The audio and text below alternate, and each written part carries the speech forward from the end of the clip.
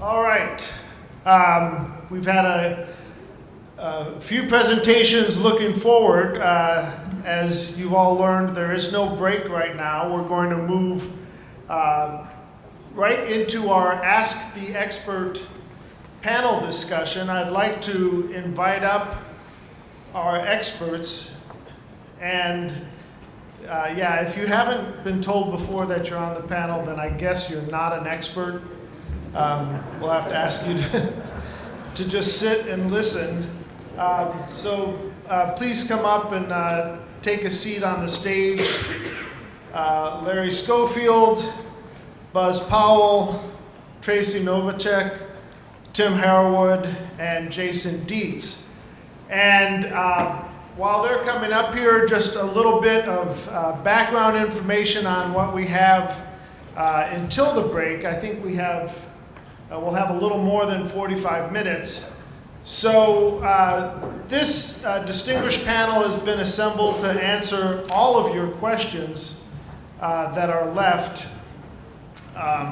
They're each going to have a few minutes to give some opening remarks, and then we'll go from there to your questions. And in case you don't have any questions, I've prepared some seed questions that have been carefully rehearsed with the panel so that they have the appropriate answers ready. And to go through the initial comments by the panel members, I think we only have one with slides, and that's Larry Schofield. So I'll have him go first. But let me just give a very brief introduction to the panel members, our experts. Larry has been with the International Grinding and Grooving Association as the Director of Research and Engineering. He's also with the American Concrete Pavement Association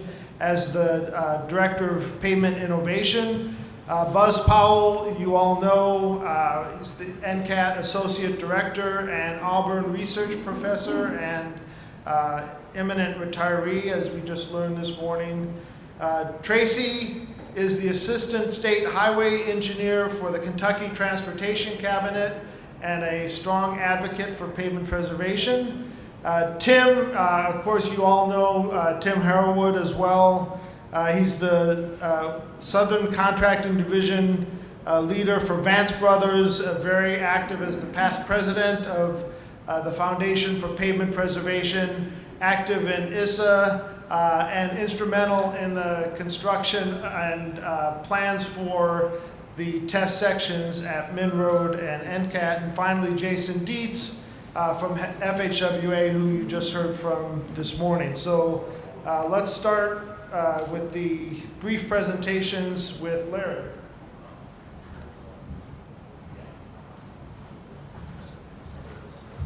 Good morning, and I'm not going to ask again because I'm losing my voice from yesterday, so you're going to have to bear with me. So the purpose of this slide is one of the things was to talk about our greatest challenges and greatest successes, and so what I'm trying to show you here is both. What you see up there is the traditional pavement performance curve. And you've got the definitions that everybody kind of goes on, and I've been around a long time, and probably the best definition of pavement preservation I ever heard was from Buzz several years ago, and if I've got it right, the best value at the least cost. I don't worry about definitions because I've been listening to people argue about this for 30 years. The definitions are an artifact of budgets. It has nothing to do with pavements. I know a lot of people who would challenge me. So my thought is, like I said, I'm losing my voice here, so I apologize, but that's your traditional graph. And what I want you to do for concrete pavements, I want you to start looking where that red dot's at.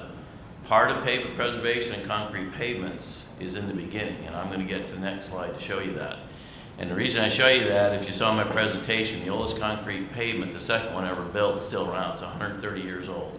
So I call that a reconstruction, or did I call that a preservation? I don't really care. I just want to go fix what's wrong with it, make it last longer.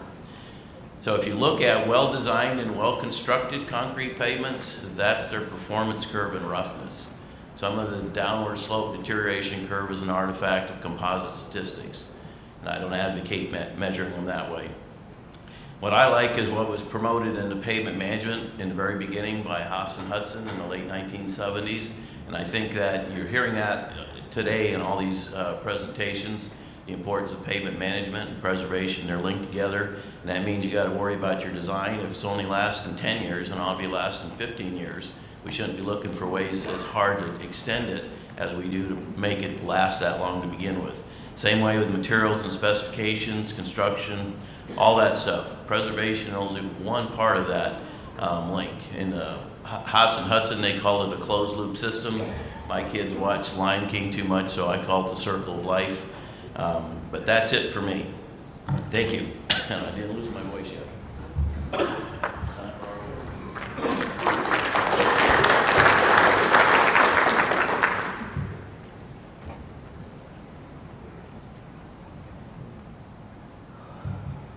I lied, there's one other presentation, so Buzz is going to use a few slides to introduce his topics. Morning, everybody. So if you thought that you're going to get to hear me speak without any slides, I hate to disappoint you, but you don't know me very well.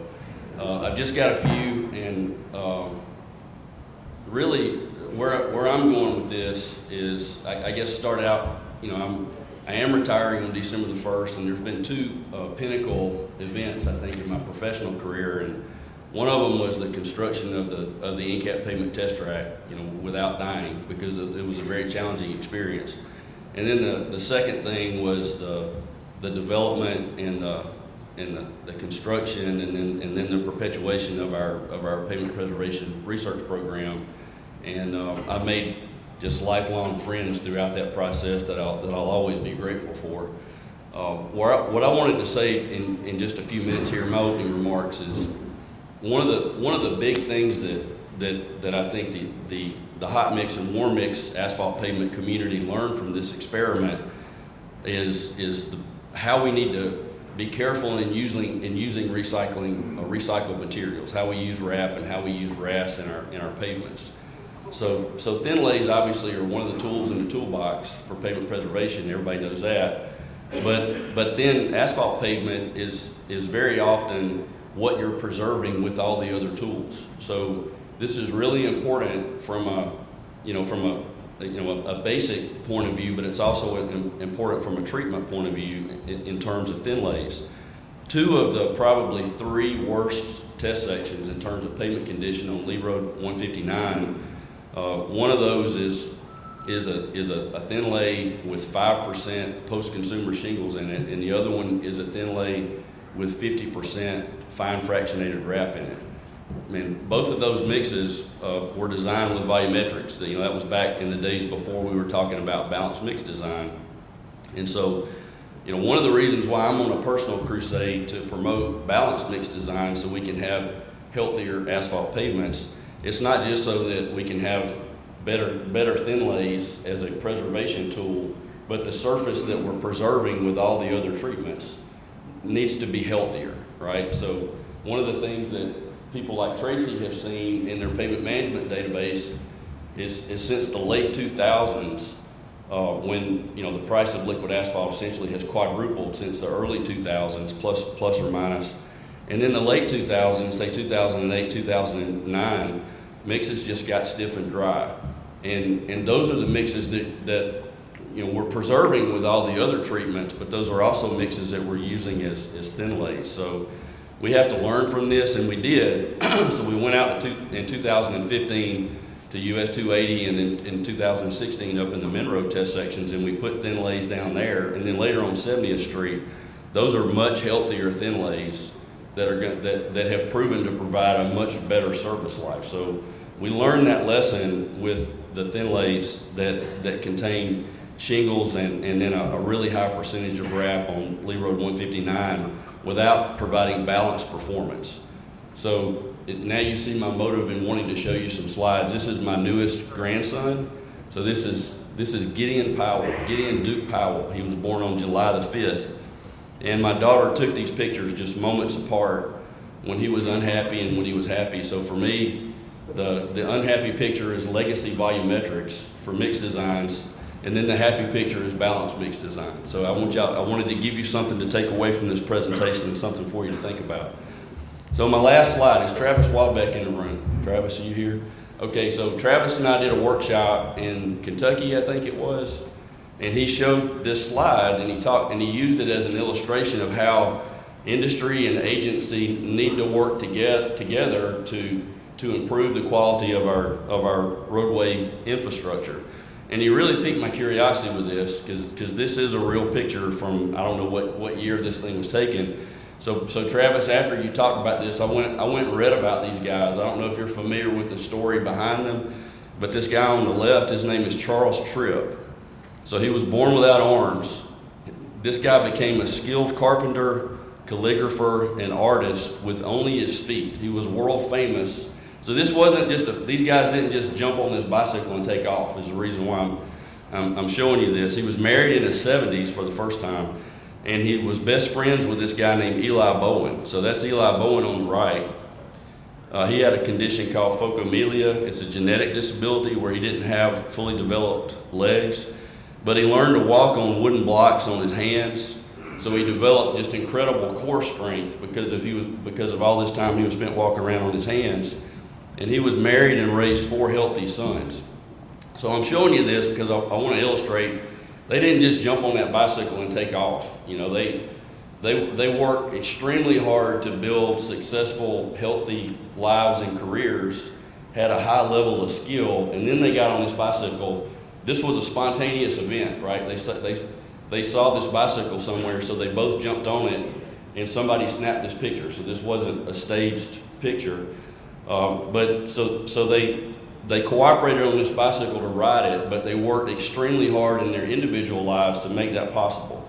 And I love this picture, Travis, since you showed it, because the agency is in the front driving the bicycle, the industry is in the back pedaling the bicycle, I think, but they're working together to result in a very positive outcome. And I think that's a good picture. That's something I want everybody to take away from, and I thank you, Travis, for showing me that. That's all I got. Thank you.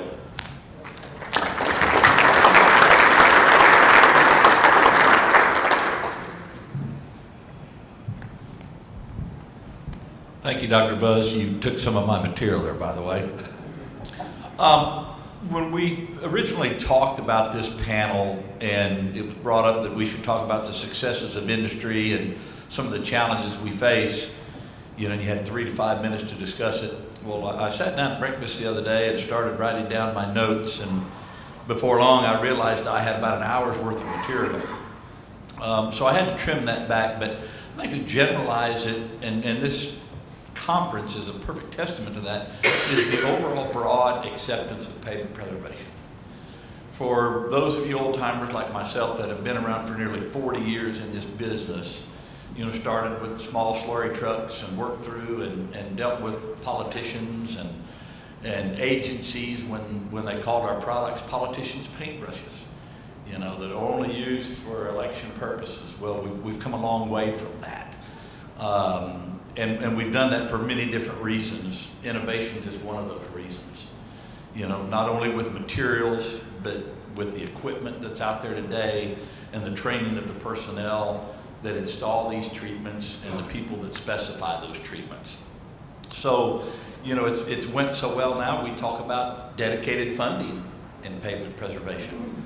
We talk about annual programs that used to not be part of the equation anymore. Now, there still are some agencies that dabble in it. One year they do a lot, the next year they don't do much, and that's a little problematic for industry because it's hard to get geared up for that. You don't do 2 million square yards of preservation one year and 200,000 the next year and expect the contractor base to be real excited about it, the material suppliers. So consistency with some is still needed, but ultimately it's going in the right direction. And like I said, some of those innovations drive that. All of this research data that you've been hearing about this week is a big part of that as well.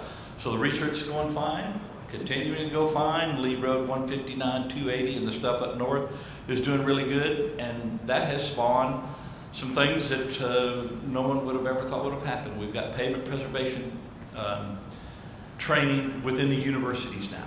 So it's at the academia level. So these young engineers that are coming out of those departments carry some pavement preservation knowledge with them, whereas before they did not. So those are some of the advances that I've seen in 38 years, and they are very positive, and I have a very good outlook on what's going to happen in the future. We do, however, as everybody knows here, we do still have challenges. And first and foremost, being in the contracting side of the business, workforce development is obviously still one of our biggest issues. Supply chain is still there, but getting better. But workforce development, we can't find CDL riders. If we can't haul our materials to our equipment, we can't get it done. And I think, let's see a show of hands. How many agencies here are able to get their in-house programs done every year with their current workforce, completely? I see no hands, which tells me that agencies are having the same issues with workforce development that the contractor base are having.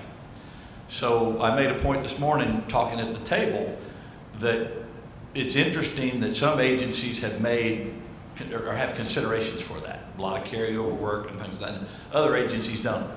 You know, there's been no adjustment to workday contracts or the length of contracts. They're still ready to go, and you know, no extension of them. But the contractor base is still suffering from workforce development issues, just like the agencies are. And some considerations are there. They need to be taken into account. Now, there are a lot of agencies that are very amenable to carrying work over because they know what the situation is. But that's a big deal. Supply chains is still a problem. You know, when a truck goes down, it may take a couple weeks before anybody can look at it because of the personnel they're having. You know, they're having difficulty with workforce. So I think those are the biggest things that we see kind of on a day-to-day basis. And I want to dovetail on what Buzz kind of ended with there. And I commonly use the term partnering. I talked about it yesterday with the relationship and the way things went with NCAT and Minroad study. We all had a common goal, and we worked towards that goal. And because we were in kind of lockstep in that effort, we had great results.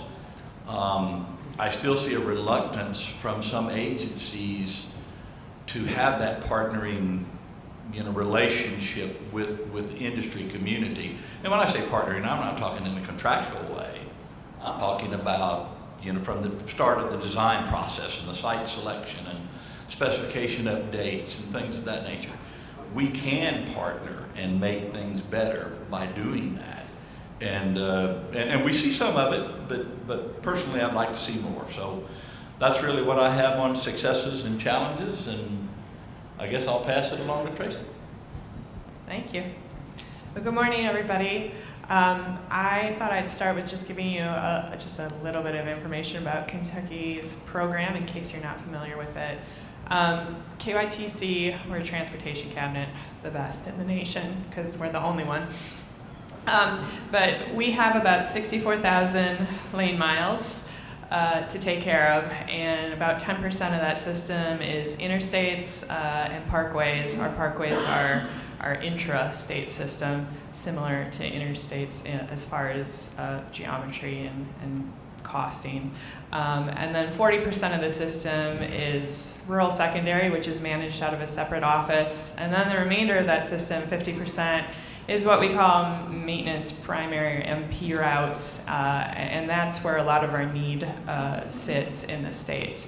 About 95% of our pavements are asphalt, and each year we get about $300 million to do preservation work on interstates, parkways, and the MP system. There's about half of that goes to interstates and parkways, and about half of that goes to those MP routes. When I say preservation money, that includes thin overlays, about an inch and a half. But what we do each year is we look at that budget and we look at our need and what budget will we anticipate having the next year, and we carve out a portion of that to go strictly to asphalt resurfacing, and then we carve out a portion for what we call our preventive maintenance program. And those are our thin lays, our microsurfacing jobs, our chip seals, and our cape seals. We have a pretty good preventive maintenance program, I think an excellent one. It's about 15 years old. I know that readily because I worked my first microsurface job when I was pregnant with my daughter, and she'll turn 15 next month. So I always know how old that program is. Our program is kind of founded on the backs of a group, an in-state group that we call the Preventive Maintenance Alliance. So if you've seen a KYTC presentation and you've heard them talk about the PMA, that's our Preventive Maintenance Alliance. And that's a partnership between central office and the districts. We decided, in order to make this program successful, we needed to understand what we each do best and come together to advance this program. Central office pavement management is really good at collecting data, looking at the statewide picture, understanding what our costs are and what our conditions are, but the districts are there. They know those pavements better than the data, and they know the communities, they know the needs, and they are on site when those applications go down. So we came together. Our tagline is that we seek to ensure no transportation dollar is more carefully spent. And the goals of that program are to select appropriate projects through considering both condition data and cost-benefit data, to ensure that we have quality applications through training. So training for any preventive maintenance project is tied, funding for any preventive maintenance project is tied to training. The districts have to be trained in order to be eligible for funding. And then we track performance, and we track performance on both all of the sections statewide because we know where all of them are. We know what the precondition is, and then we watch the condition as they age. And we also have a test section, a section of pavement that's live traffic. It's close to our office. That section has been handy to us because it not only allows us to look at the performance of different treatments under same traffic conditions and same pre-treatment conditions, but it's close to our central office. So it allows us to take people to it quickly to show them that there's visually not much of a difference between these treatments and that they're not scary. And that has come in quite handy several times. And then, of course, we do a lot of research. We have a lot of partnerships. We try a lot of new things. So in wrapping into what our greatest challenge is, our greatest challenge really is training and education. It was our greatest challenge to building this program, and I think it will always be our greatest challenge. A successful preservation program, for me, has been about 50% training and 50% technical. Because in order to make that program successful for a state DOT, you have to train not just your staff. And when you say your staff, it's central office, it's district, it's maintenance, materials, construction, and leadership. But you also have to train industry to understand what your goals are, and you have to train local governments as well to get them to come on board with you and help educate your residents. Every year we host a spring training where we have a lot of people from this room have come in. When we see something we like at one of these types of events, we invite them over and have them present for the states. And we invite local governments and industry to that training every year. And training internally too. A lot of our pavement staff right now, I think like most agencies, a lot of us are in our 40s. So in order to keep this program going, we're going to have to keep training as people come into the agency. But our greatest success really is that, I'm sitting on the Ask the Expert panel, but I'm not the expert. I helped build this program, but today I'm probably one of the people in the agency that knows the least about this program. There are maybe 20 people here from KYTC. Each of the people in the audience knows more about this program than I do, and to me that's really our greatest success. Jason? Yeah, David asked me, and I forgot I had a couple success stories. One of the first ones is, can I get a sign of hand how many agencies use federal aid dollars for preservation? Okay. I wish there was a standard amount that each agency had to do for preservation, but there's not. But again, if you're an agency that doesn't use federal aid funding for preservation, well, that's something you need to work with in your agency to figure out why. And I know there are other issues because environmental, other things, but there's ways to go around that. Please talk to me about it. But I just wanted to mention that because that's been one of the things that we have done over the years to give an opportunity for states to use federal funding for preservation.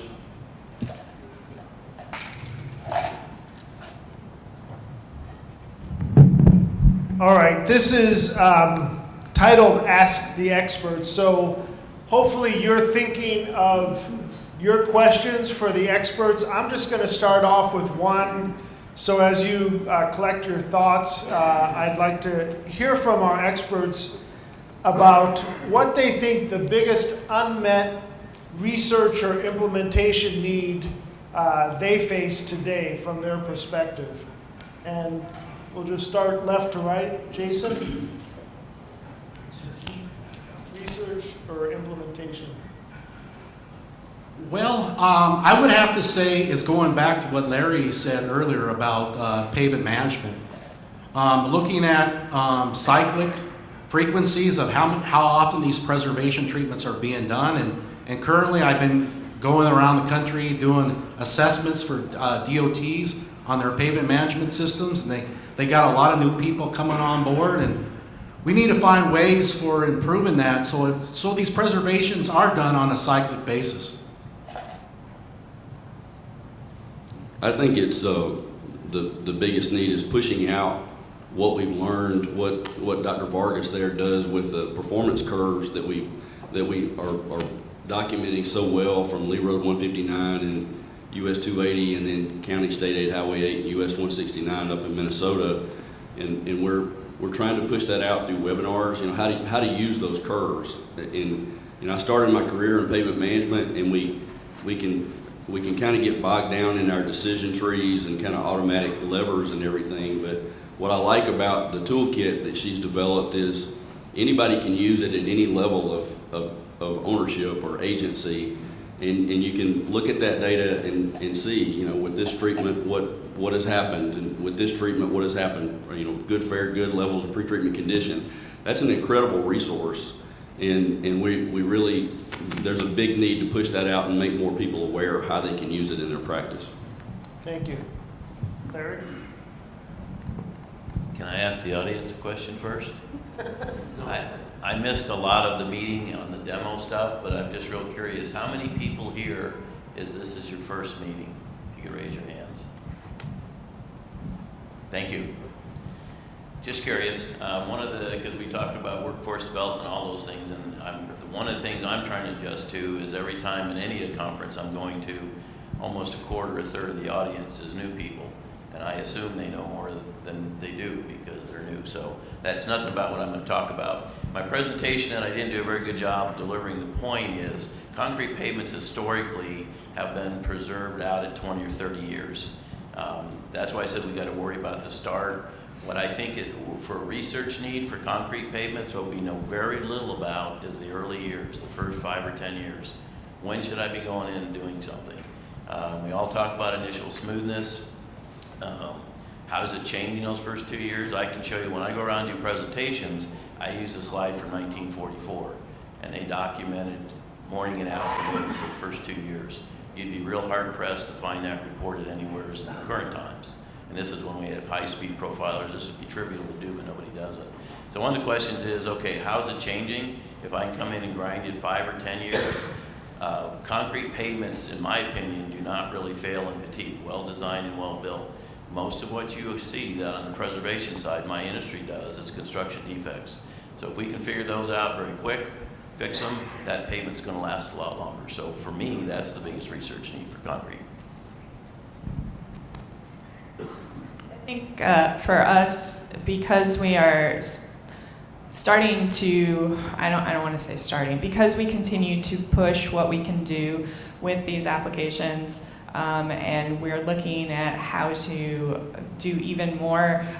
We would look at research for things like alternate additives, how do rejuvenators and fibers benefit when we add them to a microsurface, to a thin lay, et cetera, and how do we know how do we test some of these things to know that we're buying what we thought we were going to buy? RAP in preventive maintenance mixes and chip seals and microsurface, how does that affect the behavior, and how can we use it responsibly? Trackless tack has helped us a lot with some of these applications, but we have issues with it peeling up crack seal. And then as agencies move away from being too frightened to talk about friction, what can we do to make these treatments more helpful for friction, but at a better cost? Because like the bauxite aggregate, it's very expensive. So what else can we do that would provide benefits to make it more of a system type treatment instead of a spot treatment? So just like very specific enhancements to the treatments we use and what that behavior is. Well, as far as unmet research needs go, the first thing that pops into mind for me being a slurry seal and microsurfacing contractor is proportion verification. We rely heavily upon calibration of our equipment to quantify those proportions, and we're still working on it. We've got our eye on the ball, but that's a big unmet research need in my opinion. But I think more importantly, and this kind of dovetails a little on Buzz's deal, is implementation of the findings. We've got 11 years under our belt now of evaluating these treatments. We know how they were designed. We know how the specifications were chosen. We know how best practices were implemented. We know all of those things. How do we get it out and implement it and get it into the specifications and get it to the design engineers at the Department of Transportation, get it to the project engineers, and then on down to the actual person performing the oversight on the job? That's where I find the biggest disconnect. The designers seem to do pretty good, but project engineer down to the inspection staff generally still suffer from unfamiliarity with our treatments. How do we make that better? In implementing some of these things that we know that we've learned, I think is a perfect path to help those guys. And when they're not familiar with our treatments, they generally do one of two things. They become adversarial and they compare things to other treatments that aren't comparable, or they stay in the truck and tell you, if you do a good job and it works, we'll do some more. So they either go off the deep end or they don't do anything at all and rely completely on the contracting community. So we've got to change some of those things, and we're moving in that direction, but those are kind of some of the areas that I think we need to work on, for sure. Great, thank you, panel. Out to the audience, are there any questions that you have for either one or all of the experts? You better help them, because if you don't, I'm going to ask them another question. Crowd is roaring. Tom. I would like to ask Barry, how is the EPA suppression of coal-fired plants going to affect the availability of fly ash? It's not exactly a preservation question, but there's been enough about fly ash kicked around at this conference that I think it needs to be addressed. So just so everybody knows, the fly ash issue that really gets talked about a lot, there's going to diminish a bunch. One of the ones in Arizona is the coal-fired plants being shut down. There's enough fly ash, bottom ash in landfills for the next 50 years. You're not going to run out of fly ash. It's going to get a little more expensive. The good sign of this, there's like several products that have been developed When there's a need, the innovation steps up, so that's not really going to be an issue for you, just so you know. It gets a lot more attention it deserves. There's short-term issues on supply, just like there is on cement every once in a while, but I wouldn't get too concerned about it. It's not going to be a problem long-term. Other questions? Buzid. I think, especially for the future, that we are talking about resiliency, sustainability, the environment, loss.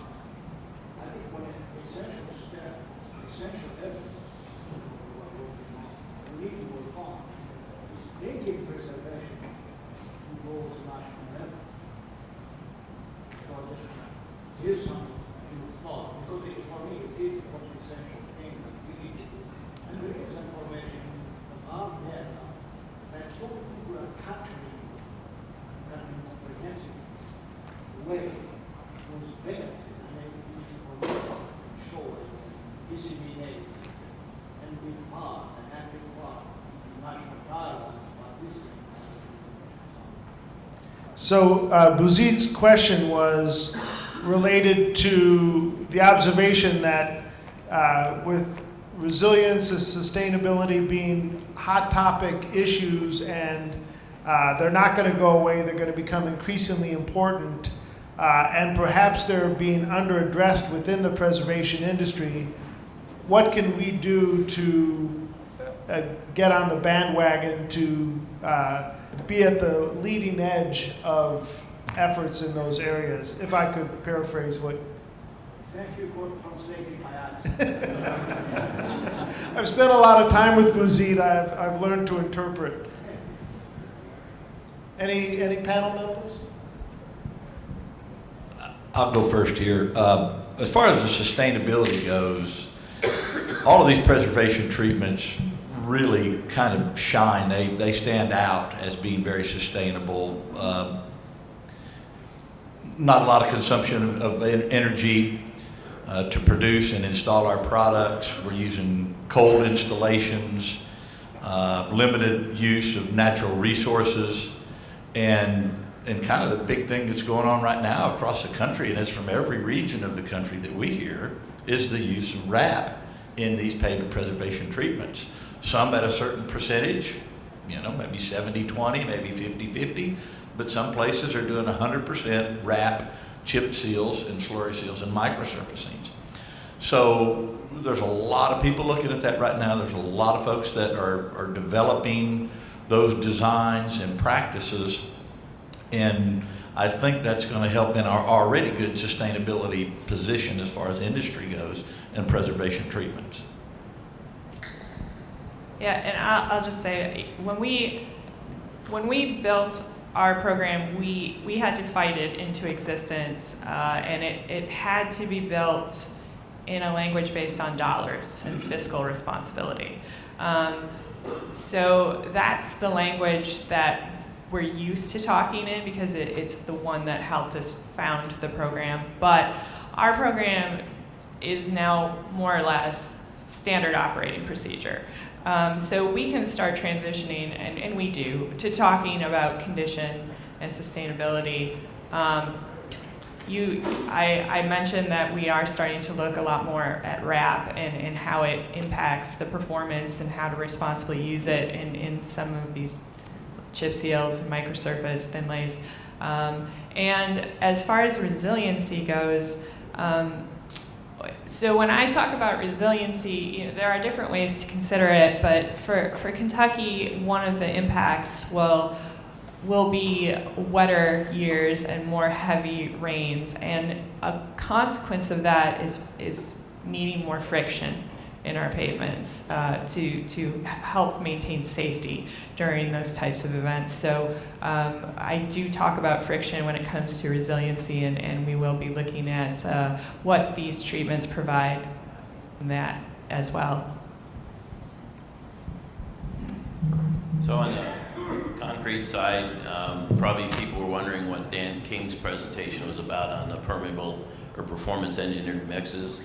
And the outcome of that, on the concrete industry, the designs and everything else was driven early on by the Portland Cement Association. So performance engineered mixes are really getting into what's the proper mix. and you're seeing a cement reduction of 70 pounds in some states. And one of the hard things is getting the state to reduce their cement because they really believe that's what you got to have. There's one state right now that builds concrete pavements with no strength requirements, and everyone can't even accept that. But if it's designed for durability, there's other things that are important. But the cement people don't like that aspect of it because they're selling less cement. But it's a very sustainable thing to pass on.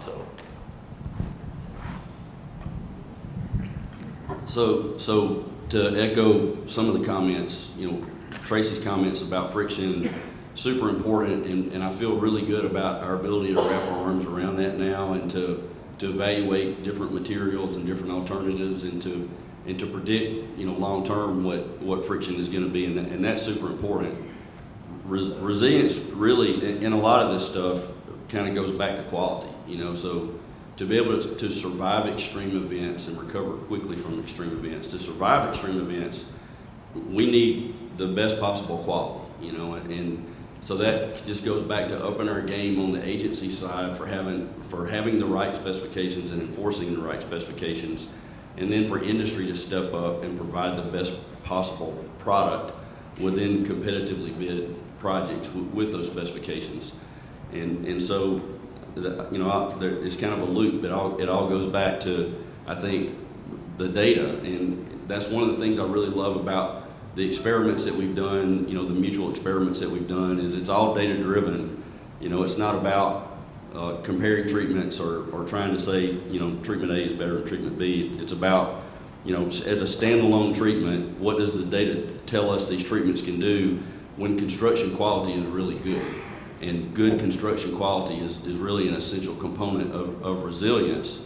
And then on the sustainability side, we need to get, I think the challenge that we have with a material like RAP, with reclaimed asphalt pavement, is it's either a nightmarish problem for you or it's something that you're not concerned about. So if you're in a rural area, that you wonder why everybody talks about RAP so much, but more people live in urban areas, and urban areas are where we have RAP mountains that continue to get bigger.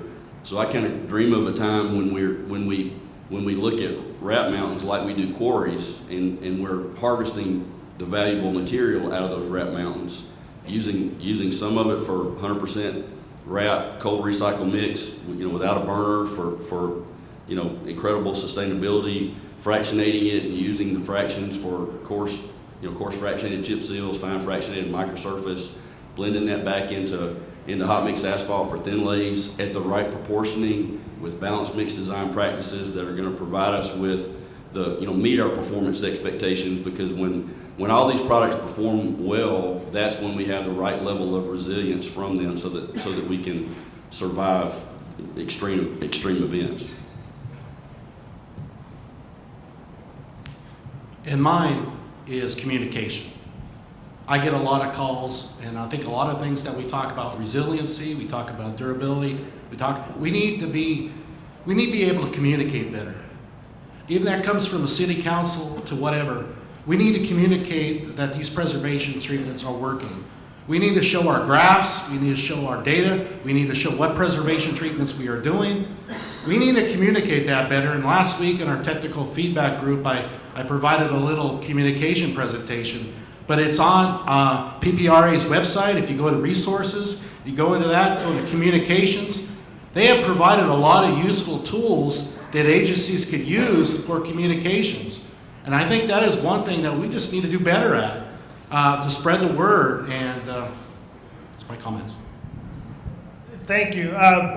My thought is listening to everybody and focusing on sustainability and getting back to Buzid's comment, I wonder if the preservation industry needs to have a laser focus on this. As we've looked at cost effectiveness, we've looked at improved performance, extended pavement life.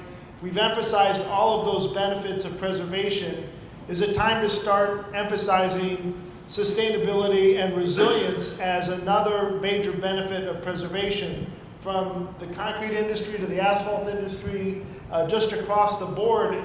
Does that deserve to be a focus area? Do states need to promote those as a worthwhile benefit, like saving money or extending life, is implementing sustainable solutions through preservation a key component of their activities? Does that discussion need to be elevated in importance somehow throughout the industry? You know, David, you make a great point, but even beyond that, and I believe everybody in this room believes in what we do as far as sustainability goes, performance-wise, you know, the good that we can do. But there's one group of people that we probably need to concentrate on a little bit more. We need to take it to the elected officials.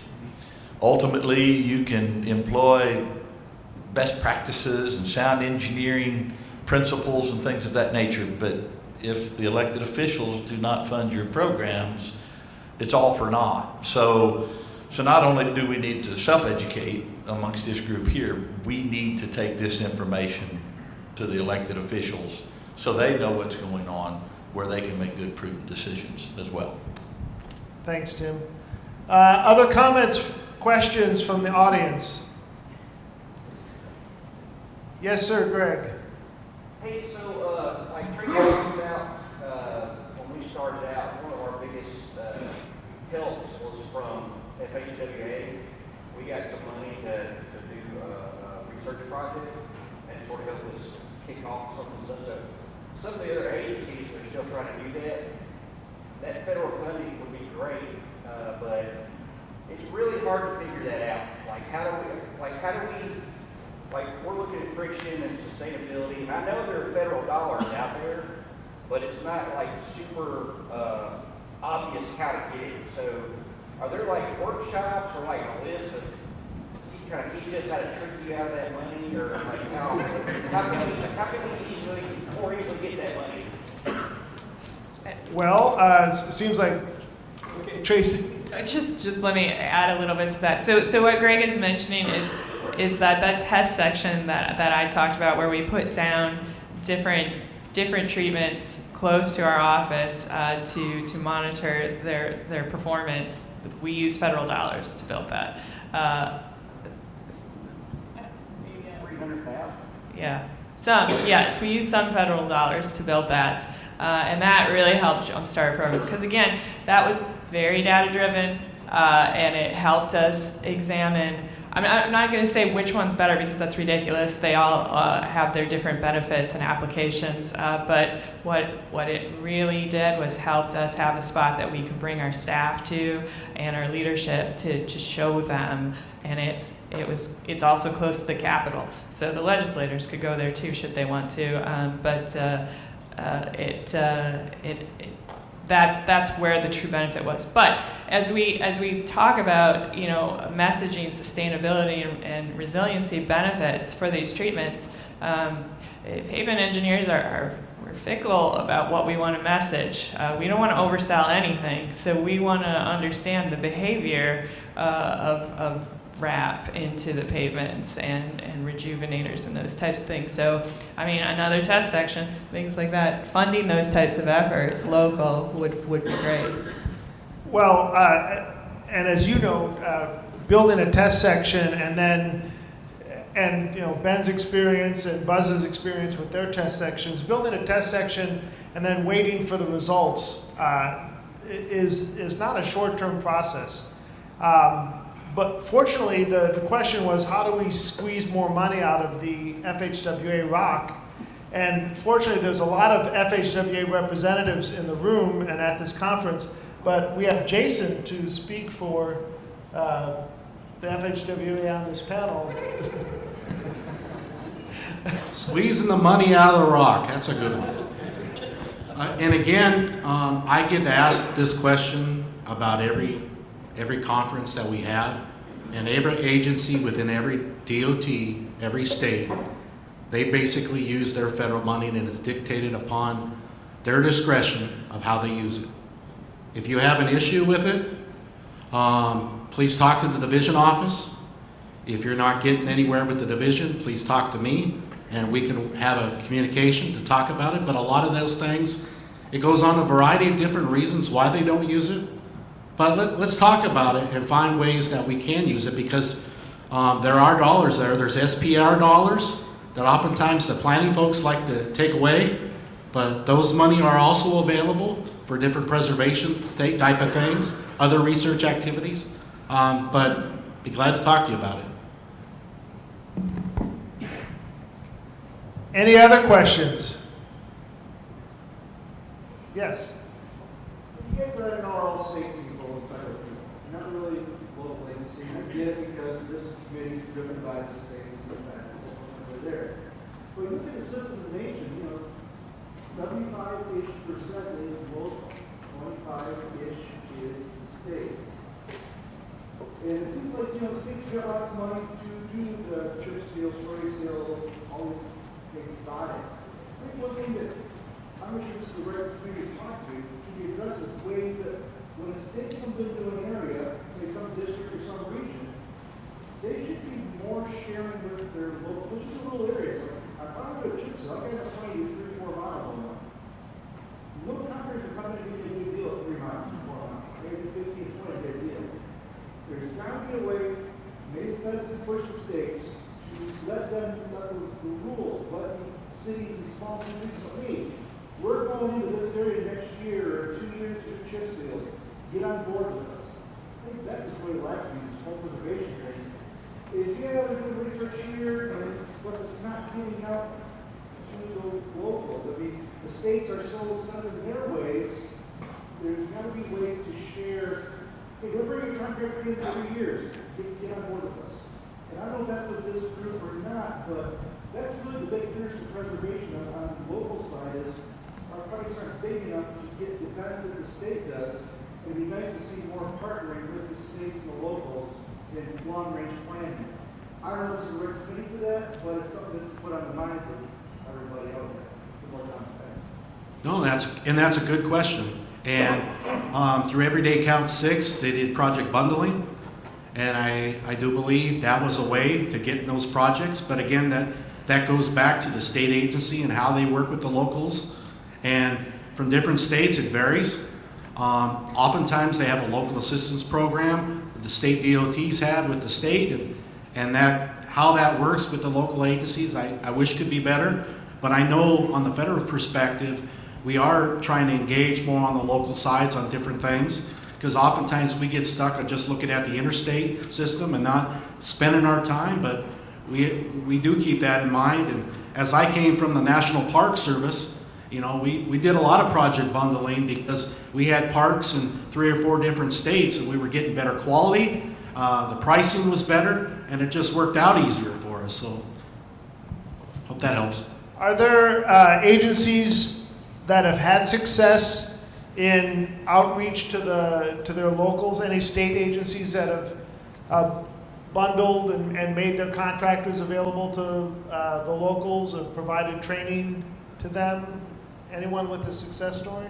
So we don't bundle projects with local governments, but we do make ourselves, and it's not perfect. But we make ourselves available. Like I've gone and talked to area development districts. I've talked to county meetings, and then every year when we have that large spring training, and that involves education on both just pavement management concepts and asset management. It involves contractors coming in to talk about applications and learning how to pick projects. And we do that every year, and local governments are invited to that every year because that's a important part to our success, because the more local governments that understand what's going on, the better outreach we have to the citizens as well, and the politicians, frankly. But so it's not perfect. I don't think we have the participation rate we would like, and just like everybody else, it's hard to keep contact with all of those offices because of staff turnover, but we do extend that invitation annually. Hey, Dave. Yeah, Gary. The town of Arago won the Sorensen Award a few years back, and they funded a lot of projects with other cities in the Bay Area. So if you want to look at a success story, that would be good. Yeah, thank you. Gary pointed out one of the previous Sorensen Award winners for their pavement preservation activities was a town in California that had done that bundling to get contractors to bid and give good prices. But I think that just highlights perhaps that we had, I feel like there was good participation at this meeting with local agencies. And maybe your comment is just a reminder that in our actions, we need to think more about that further outreach within our states, beyond the state level. What can we be doing to help local agencies and raise the tide for everyone? It sounds like, to specifically address your comments, really there needs to exist some kind of a mechanism to coordinate procurement and then also provide flexibility of carryover and mobilization. So, and that would take something formal, I think, some kind of a platform to make that possible. What we see is never have we done a DOT contract where we dovetail into a local agency contract. We have done numerous county projects where municipalities have used, through an interlocal agreement, they've used the same pricing structure to get work in their community. But it's generally a very rural area when a lot of resources aren't available. But we have done it, but it never starts at the DOT level in our districts. Well, we've come to the end of our Ask the Expert panel session. The experts aren't disappearing, however, and I think there's a lot more expertise even among you in the audience. We have a break coming up, so feel free to corner someone as they try to get their coffee or